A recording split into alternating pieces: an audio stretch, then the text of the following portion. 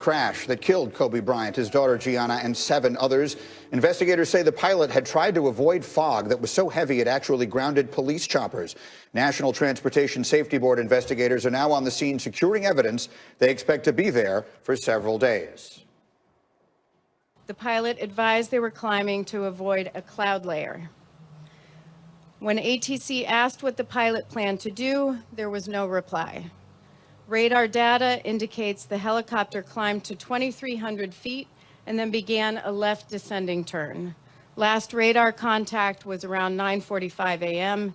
and is consistent with the accident location.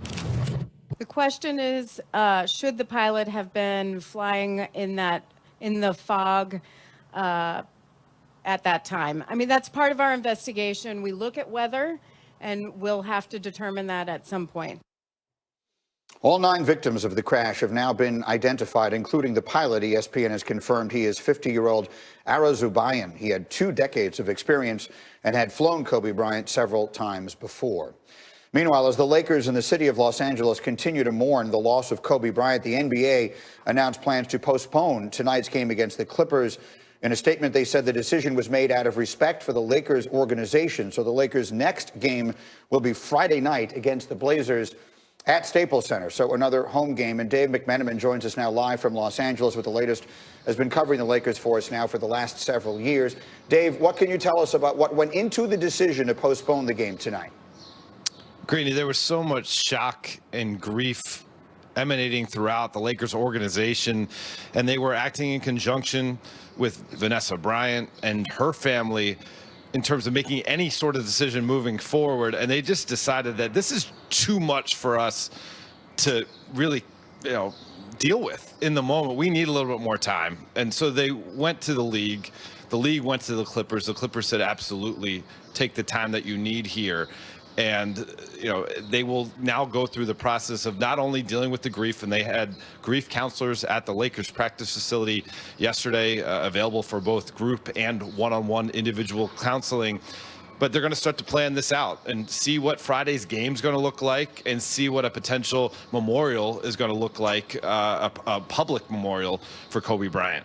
Yeah, it's worth reminding everyone, lest they're not aware, that Kobe was a member of that organization for 20 years and remained in the area. So it's not just the players. Most of the current players did not play with him, but so many across that organization would have had relationships with Kobe Bryant. What more can you tell us about the Lakers' plans for the rest of this week? Greeny, they're going to come in today for a light practice and a lunch and just be around one another again. Obviously, they went their separate ways after they landed their flight from Philadelphia to LA on Sunday, and they learned about the tragic news en route.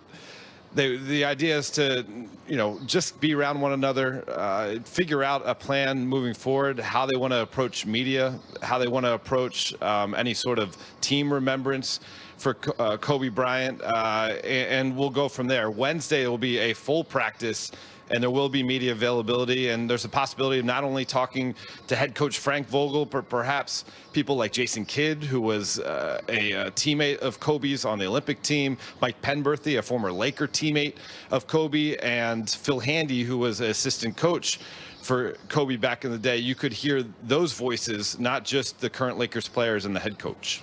And the home game Friday night will obviously be a lot more than just a basketball game. What do we know about the beginnings of the plans for how the Lakers might honor Kobe Bryant going forward? Well, the interesting part about the timing of this week is that the game that was scheduled to be played tonight was always the annual celebration of Dr. Jerry Buss. Yesterday was the anniversary of his birthday, and it's been 7 years since he passed. And so there's internal discussions within the team of how do we honor both Dr. Buss in Friday's game and Kobe Bryant. Already the team is wearing a patch on their jersey in honor of the late Commissioner David Stern. I imagine there'll be some sort of patch or decal affixed to the uniform for the rest of the year, if not for the rest of the Lakers' identity forever, honoring Kobe Bryant. And of course, the public memorial is something that's been discussed. In LA, it's happened at Staples Center before with musical artists Nipsey Hussle and Michael Jackson. But again, that's something that has to be decided in conjunction with the Bryant family. and it's so sensitive right now that there are no final determinations that they're leaning towards either way at this point. All right, Dave, well done. Thank you so much for checking in, and we will continue to lean on you as we work our way through what is really, in some ways, an unprecedented week for the Los Angeles Lakers. Across the NBA, teams continued to pay tribute to Kobe Bryant. In Detroit, the Pistons wore jerseys with the number 24 on them. Former Laker, you see him there, Larry Nance Jr., was seen crying on the Cavs bench, retreated to the locker room to collect himself during the game before eventually returning. In Minnesota, the Timberwolves took an 8-second violation and put the ball at the foul line where Kobe passed MJ on the all-time scoring list. Former Laker coach and Kobe teammate Luke Walton looking on, and Timberwolves fans showing their respects. And in Dallas, Luka Doncic, who talked with Kobe just last month, wore Kobe sneakers and wrote the names of all the victims in the crash on his shoes before the game. Here's Doncic on the impact Kobe has had on him. It was very emotional. I broke down after the first quarter. That's when it really hit me. You know, just that was moment. It was really hard to play today. Kobe was a trailblazer. He was someone that I looked up to my entire childhood, wanting to be like him, wanting to hit the last-second shots like him. Not only as a basketball player, but just seeing how he maturated into as a father. I think all of us on this court really strive to be like that in our second careers. The image that keeps coming back to my head is the footage of Kobe and his daughter at the Laker game about a month ago, when she's asking him questions and he's pointing things out. And think about how beautiful that scene was and how many incredible times they had ahead of them. He lived his life to the fullest every single day, and he's an absolute inspiration, and I'm honored to be able to call myself his friend and his teammate and his brother and all those things that came with the years we spent together. LeBron James took to Instagram last night to share his thoughts, which read in part, "I'm not ready, but here I go. Man, just sitting here trying to write something for this post, but every time I try, I begin crying again, just thinking about you, niece Gigi, and the friendship, bond, brotherhood we had. I literally just heard your voice Sunday morning before I left Philly to head back to LA. Didn't think for one bit in a million years that would be the last conversation we'd have." Meanwhile, Kobe's former teammate Shaquille O'Neal spoke on his podcast. I'm not doing well. I'm sick. I've just been sitting up here watching old highlights and just trying to reminisce. We still are the best duo ever created. That's not going to change, but I wish at 60 and 70 in the old folks' home or on the show, we could talk about it. The only thing that saddens me is I'm not going to be there. He's not going to be here when he walks into the Hall of Fame. I was just thinking about who's he going to call up to bring him in? Who's going to give a speech? Is he going to call me? Is he going to call Mike? Who? No, that's not going to happen. I have a little brother, but I really lost a brother yesterday. So as everyone comes to grips with what has happened over the last several days, Tim Legler, you were telling a great story this morning about the first time that you met and played against Kobe Bryant. I'd love you to share that. Yeah, so I was playing in the NBA in mid-'90s, and I was playing for Dallas. And, of course, in the off-season, you go and you congregate different cities. Philadelphia's got a lot of guys that live in that area. So whether it was the guys playing in any of the 6 Division I schools in the area, the Sixers obviously were there. But then there were other NBA players from different teams. And you'd congregate in the summer. You'd find out where the pickup games are. They'd rotate from school to school. And so I walked into the gym one day and the games were going on, and I went over and they had trainers there, and I was getting my ankle taped. And I remember looking out on the court, just watching the games, and recognized a lot of the guys, either college or NBA players that I knew, except for this one guy who was out there, clearly very young, but thought this must be a college player. He's out there with a bunch of pros. And I asked the trainer, like, who's that guy? I thought he was going to say, like, somebody that played at a school that happened to live, and he lived in Philly, and he was home and wanted to get in some games. He's just a guy I slipped through the cracks for me. He goes, "Oh, no, that's Joe Bryant's kid. That's Kobe. He's 15. He's Lower Merion." And I was like, "What? You've got to be kidding me." And I looked out, proceeded to watch him play as I was getting ready to, jump into a game.